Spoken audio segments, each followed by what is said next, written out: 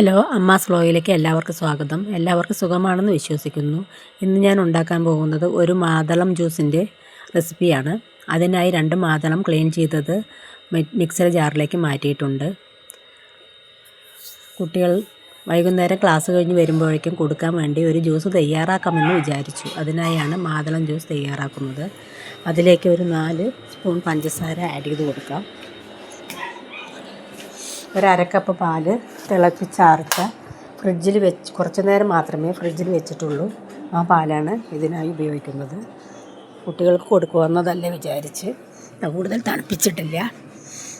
ഇതിനായി നല്ല കട്ടിപ്പാലും അതുപോലെ ഐസ് ക്യൂബും ഇട്ട് കൊടുക്കുകയാണെങ്കിൽ നല്ല തണുപ്പും ഉണ്ടാവും, നല്ല ടേസ്റ്റും ഉണ്ടാവും. പക്ഷെ ഞാനത് ഉപയോഗിക്കുന്നില്ല. ഇതിലേക്ക് ഒരു 1/4 കപ്പ് വെള്ളവും ചേർത്ത് നന്നായി ഒന്ന് മിക്സിയിലിട്ട് അടിച്ചു വയ്ക്കാം.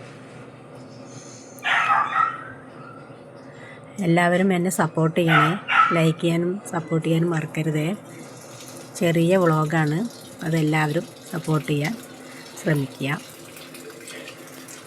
ഈസി റെസിപ്പിയാണ്. എല്ലാവർക്കും ഏത് നിമിഷവും വൈകുന്നേരത്താണെങ്കിലും കുട്ടികൾ സ്കൂൾ വിട്ട് വരുമ്പോഴേക്കും പെട്ടെന്ന് ഉണ്ടാക്കിയെടുക്കാൻ പറ്റും. അതുകൊണ്ട് പരമാവധി എല്ലാവരും ശ്രമിക്കണം.